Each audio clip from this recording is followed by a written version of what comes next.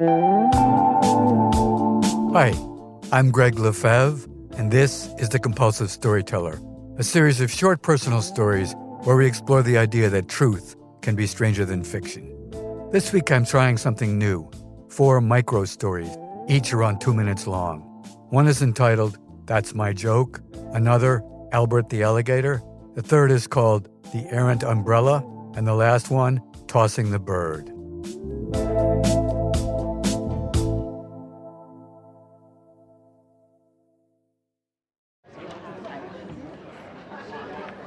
That's my joke. I have an actor acquaintance named Nicky, who's appeared in many films, usually as a bad guy or a mid-level character actor. One day I tell him an off-color joke. What has 2 thumbs, is French, and loves a good blowjob. I then act out the answer, pointing back at myself with my 2 extended thumbs, and say, moi. A few months later, Nicky wakes me up at 2 a.m. with a call from Alaska, where he has a role in a film called Insomnia, starring Al Pacino. Your joke is in a movie I'm filming here, he tells me. There's a scene which features a dirty joke and no one likes it, so the director asked if anybody had a better joke, and I told them your joke, and everyone liked it, so we reshot the scene with your joke. Given that I'm only half awake, I pretty much forget the whole call.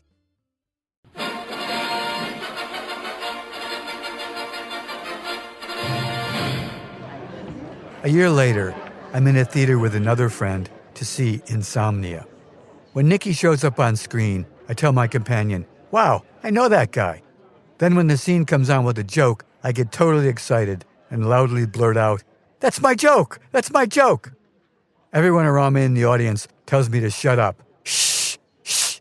My response, what's the matter, can't you guys take a joke?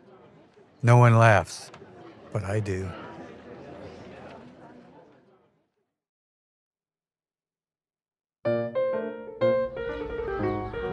Albert the Alligator.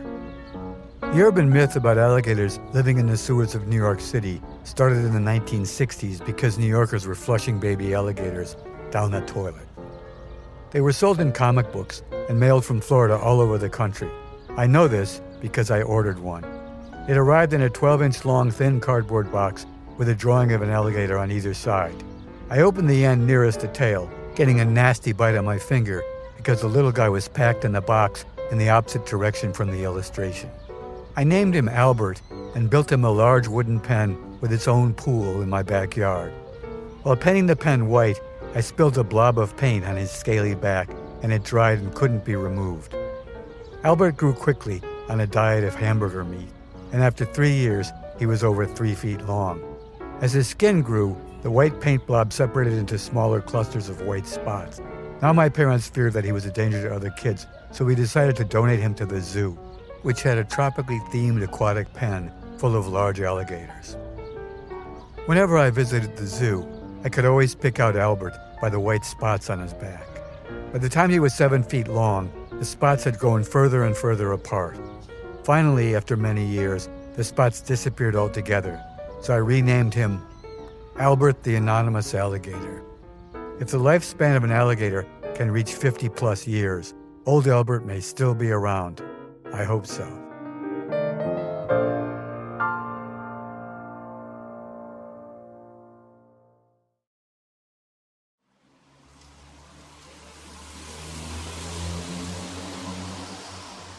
The Errant Umbrella.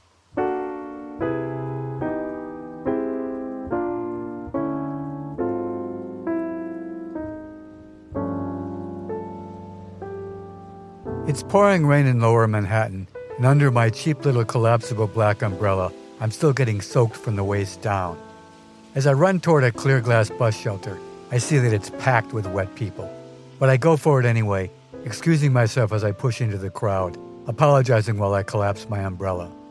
The shelter is so packed that I'm still getting wet, so I put up my umbrella to run across the street to a nearby covered doorway. As I hold the umbrella out into the rain and press the button to pop it open, the umbrella part shoots out from the handle and lands in front of a speeding cab, which blows its horn, then runs over my umbrella. The bus shelter crowd erupts in laughter, Then there's a second round of laughs because people realize that they're laughing at somebody else's misfortune. But I'm laughing too. I get one more laugh when I ask, does anybody need an umbrella handle?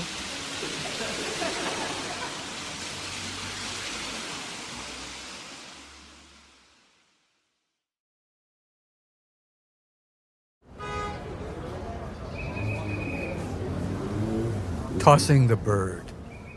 When I lived in Boston, I regularly gave the finger to bad drivers, errant bicyclists, and misbehaving pedestrians.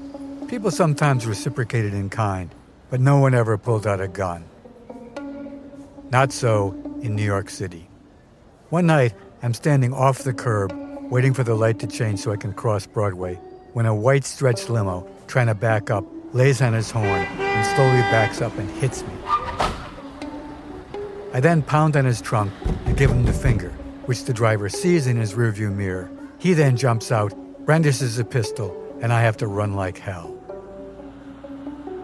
In a similar incident while driving, a yellow cab is speeding toward me, going the wrong way on a narrow one-way street. We both come to a stop facing each other. I give him the finger, and he pulls out a Glock.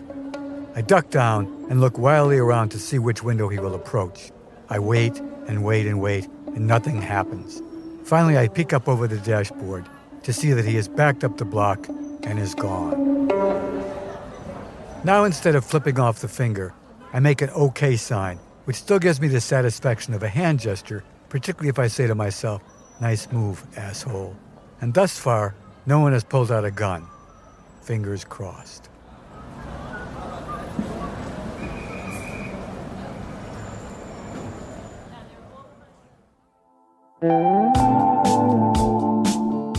The Compulsive Storyteller is written and narrated by me, Greg Lefebvre, and co-produced with Peter Kokoma, who's also made our theme song. If you enjoyed this week's episode, we'd love your help sharing the show. Please subscribe to The Compulsive Storyteller for free on Apple, Spotify, or wherever you listen. And also, if you could leave a review, that would be fantastic. Follow the show on Instagram, @The Compulsive Storyteller, and check out our website for more information at thecompulsivestoryteller.com. Thanks for listening, and if you don't like this one, the next one will be another story.